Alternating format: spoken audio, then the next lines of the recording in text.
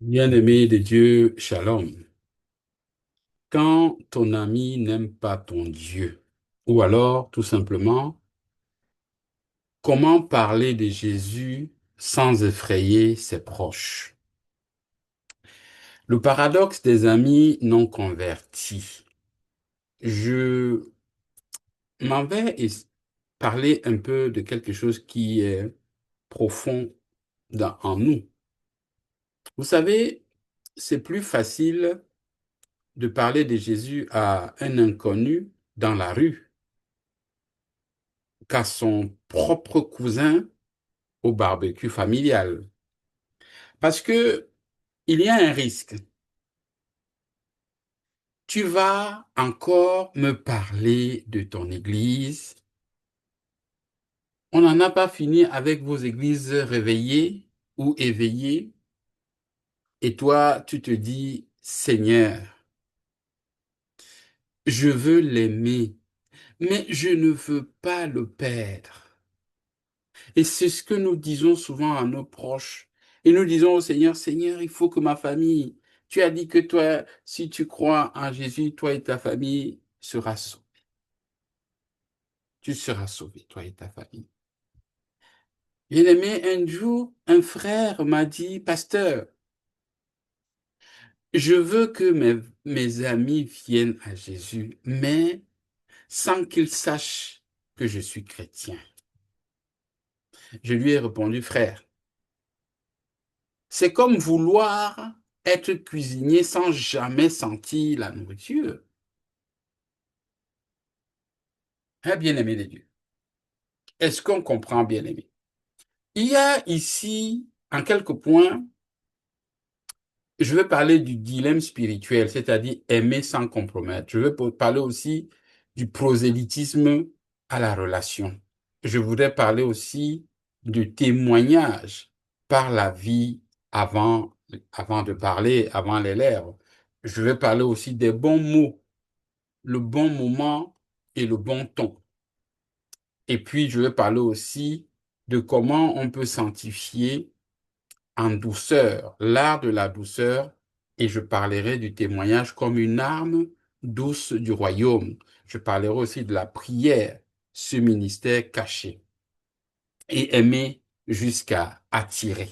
Je voulais donc énumérer tout ça pour pouvoir aborder ce thème avec beaucoup de délicatesse, mais surtout beaucoup d'entrain.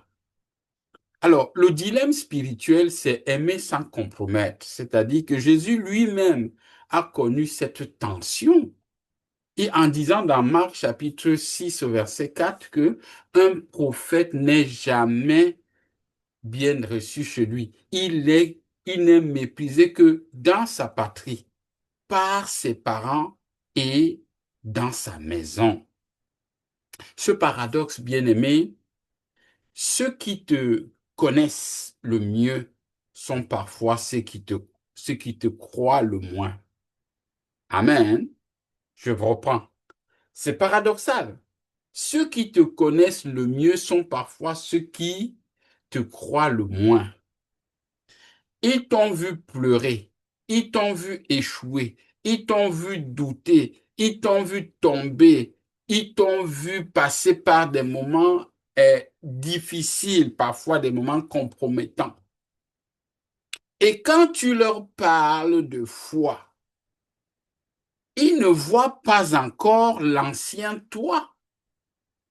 Ils voient encore, pardon, ils voient toujours l'ancien toi. C'est-à-dire, ils connaissent, ils revoient seulement la personne que tu as été. Ils ne voient pas que le Seigneur t'a transformé, que tu es une autre personne. C'est à ça que parfois nous sommes bloqués. Là où nous sommes parfois condamnés, parfois même touchés. Combien de personnes dans ta famille vont sentir que non, le Seigneur t'a transformé? Il faut qu'il y ait ces personnes-là qui ressentent que le Seigneur t'a transformé, que tu n'es plus la même personne, que ça ne sert à rien de regarder l'ancien toi. Mhm. Mais Dieu aime justement se servir de ce que les autres croient trop ordinaire pour montrer sa gloire. Ici, bien aimé, le salut n'est pas une conquête affective. Non, il faut bien qu'on le sache. Ce n'est pas une conquête affective. C'est une œuvre de conviction par le Saint-Esprit. C'est ça le salut. Amen. C'est pas une œuvre affective. Alléluia. C'est pas une conquête affective. C'est une œuvre de conviction par le Saint-Esprit. Et c'est le Saint-Esprit qui le fait. Nul ne peut venir à moi si le Père qui m'a envoyé ne l'attire. Jean chapitre 6, verset 44. Nul ne peut venir à moi si le Père qui m'a envoyé ne l'attire.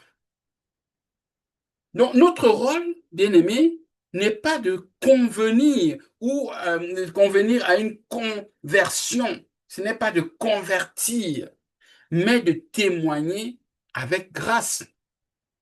Parfois, nous voulons forcer que les gens donnent leur vie au Seigneur. Non. Il faut, et moi je le montre dans ma famille. Je ne suis pas en train d'évangéliser forcément ma famille. Mais je les évangélise d'une autre façon, par mon témoignage, par la grâce que le Seigneur est en train de déposer sur moi. Et ça, c'est la grâce de Dieu qui le fait, c'est le Saint-Esprit qui doit le faire. Alors, la deuxième chose que je vais évoquer, si je vous ai parlé du plan, je vous ai parlé, donc là, je vous parle du prosélytisme à la, à la relation.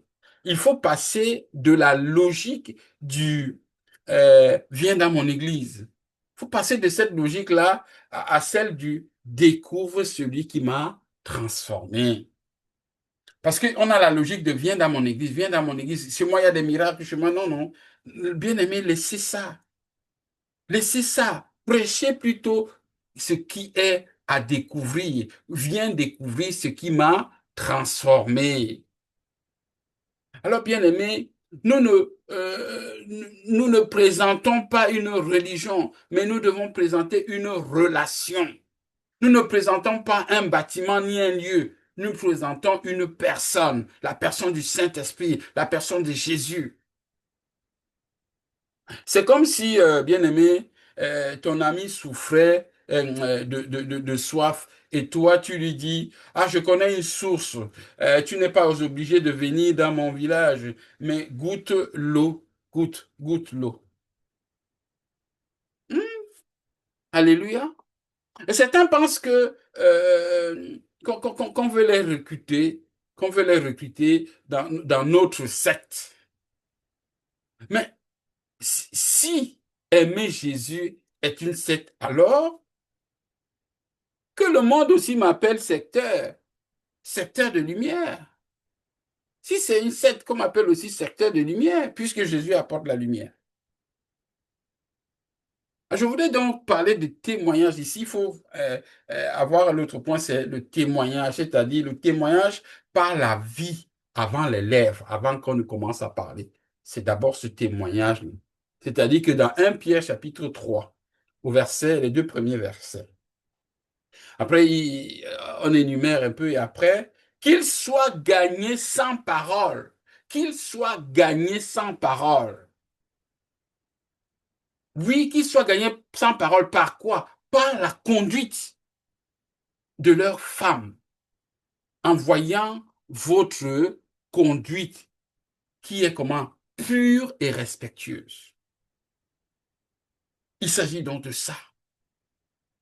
On a des camarades et qu'on a connus à l'école, en fac, à l'université, et peut-être qu'on a connus aussi dans d'autres organes de la vie, mais à qui on a du mal à parler de notre Dieu, ou alors qui n'aiment pas notre Dieu. Quand ton ami n'aime pas ton Dieu, quand ton ancien camarade n'aime pas ton Dieu, combien de forats vous voyez sur les réseaux sociaux? Vous aurez toujours des personnes qui vont parler de Dieu et qui vont parler de la foi, de leur foi. Ils peuvent être très ostentatoires dans leur façon de s'exprimer, mais le but, c'est quoi? C'est de parler simplement de ce qui a transformé leur vie. Et si c'était l'argent qui avait transformé leur vie, est-ce qu'ils viendraient parler de l'argent aussi comme ils parlaient de Jésus?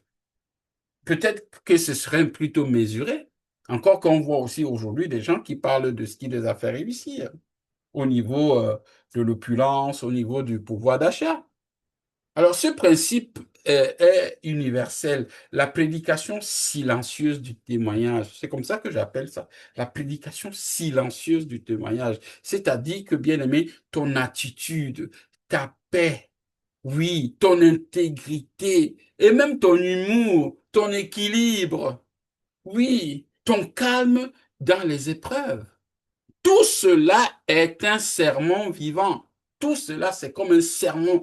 Tout cela, c'est même une prédication. Tout cela, c'est même une évangélisation.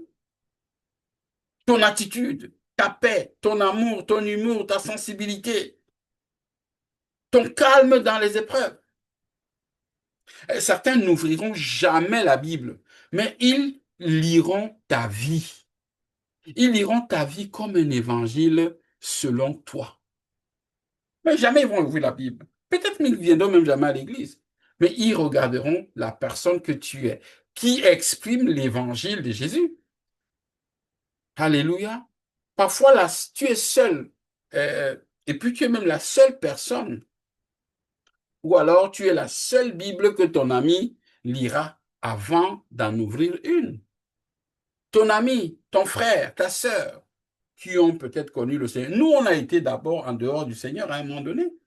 Comme on dit, on a été dans le monde, mais il a fallu que quelqu'un nous parle de celui qui a transformé leur vie, qui peut transformer la mienne. Il a fallu que ce soit fait. Et cette personne n'a pas hésité de m'amener à Christ. Et même c'était quand j'allais faire un concours, le concours pour être médecin à l'université de Yaoundé dans les années 90. Et puis c'est une fille qui m'a amené à la conversion, que j'avais rencontré dans la rue. Et moi, croyant, et j'étais avec un ami qui est aujourd'hui un grand médecin au Cameroun. Et moi, croyant que oui, j'ai eu quelqu'un, je vais pouvoir lui parler. C'est la première fois que je prenais le courage de parler à une jeune dame très jolie, très belle. Mais qu'est-ce qu'elle a fait? Elle m'a amené dans sa chambre d'université avec ce copain-là pour aller prier. Elle me dit, si vous voulez, toi, tu veux sortir avec moi, d'accord, mais on va prier. On va poser les genoux par terre. Et c'est comme ça que je donne ma vie au Seigneur. Il a fallu que quelqu'un le fasse et que je vienne au Seigneur par là.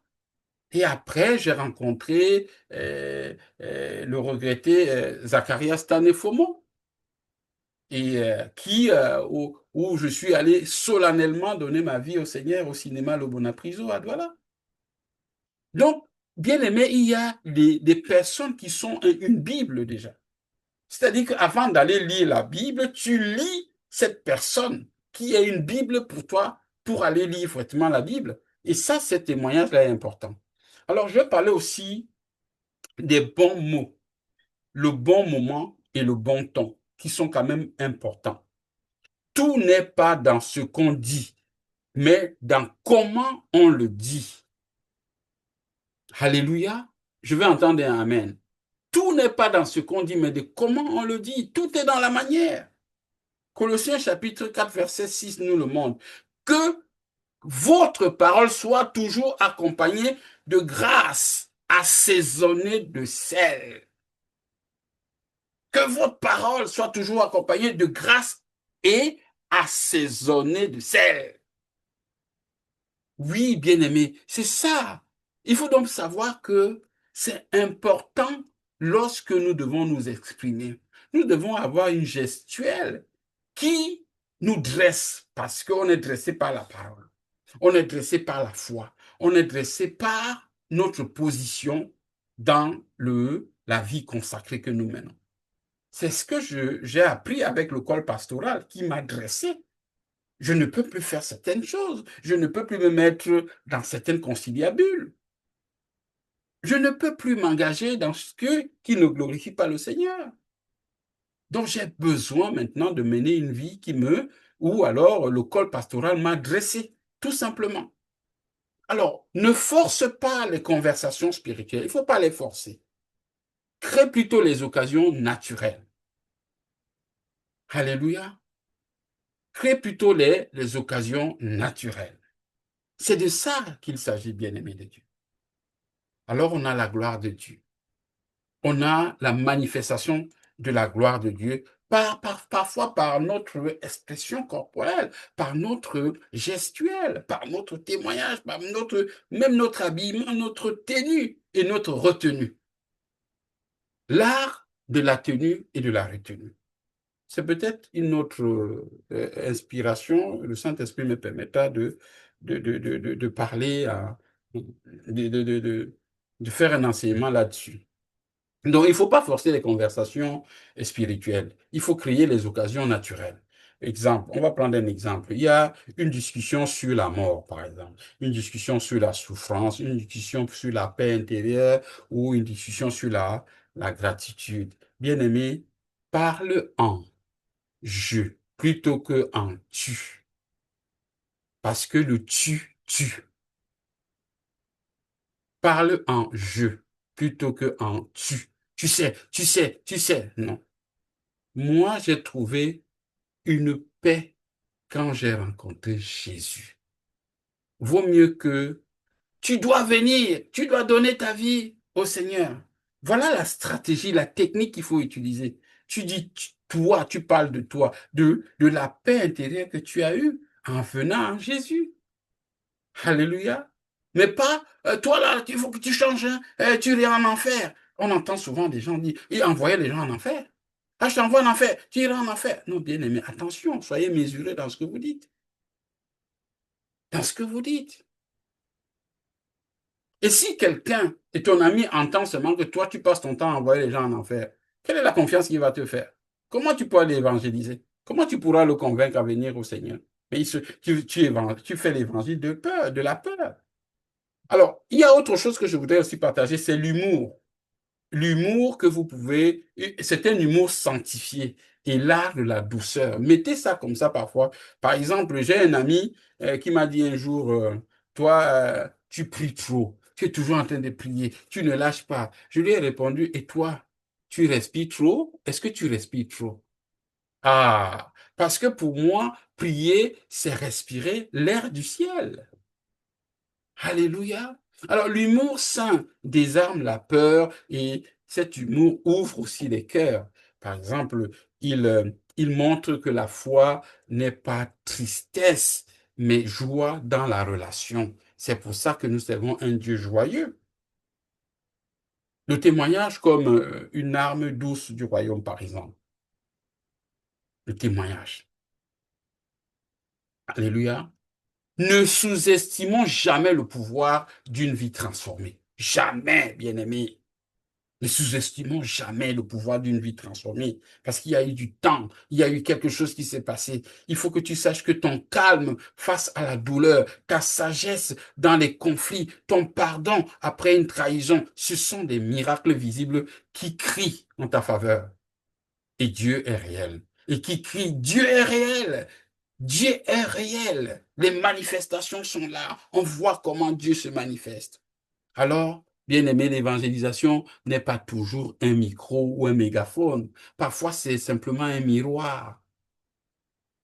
Et ce que ton ami voit dans ton reflet peut le conduire à Christ. Ce que ta famille voit dans ton reflet peut la conduire à Christ. C'est comme ça. Non, bien aimé, ne dites pas, ne tapez pas toujours sur la poitrine. J'ai l'habitude de dire, celui qui se tape toujours la poitrine, il recule. Laisse qu'on te tape derrière, comme ça tu avances. Derrière, ce sont des amis, ce sont des personnes qui attendent que parce que tu es devant, ils continuent, ils voient que tu es en train de, ils reçoivent aussi la lumière parce qu'ils voient la lumière qui est en toi. Alors, je voudrais terminer par la prière. La prière, pourquoi? La prière, c'est ce ministère qui est caché. Avant de parler de ton ami à Dieu, parle de Dieu à un ami. Mes proches, il faut faire l'inverse. Mais il faut parfois aussi faire cet inverse-là. Alléluia. Jésus priait pour Pierre avant même sa chute. J'ai prié pour toi, Pierre, afin que tu sois Tu ne défailles pas. Luc chapitre 22, verset 32. C'est très intéressant ce verset-là. Vous pouvez même lire le verset d'avant et celui d'après. Prier pour nos amis, c'est labourer le terrain du cœur avant de semer la parole. Bien-aimé, je vous invite simplement à aimer, à aimer jusqu'à attirer. Je t'invite ce soir à aimer. Mets de l'amour dans l'intention, mets de l'amour dans l'action. Tu ne peux pas forcer un poisson à mordre la maçon. Non, mais tu peux lui donner envie en lui montrant que l'eau du royaume est bonne. Et tôt ou tard, ton ami dira, dis-moi, toi qui gardes la paix dans la tempête, là, quel est ton secret? Et tôt ou tard, on verra. Alléluia. Et là, le Saint-Esprit aura préparé le terrain.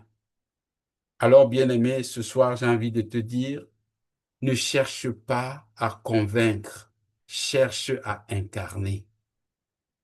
Car le plus beau sermon, c'est une vie qui respire Christ. Parce que tu fais des choses christocentrées. Les gens verront la paix que tu as. Ils verront la douceur de Christ en toi. Ils verront l'amour de Christ en toi. Shalom, Jésus est vivant.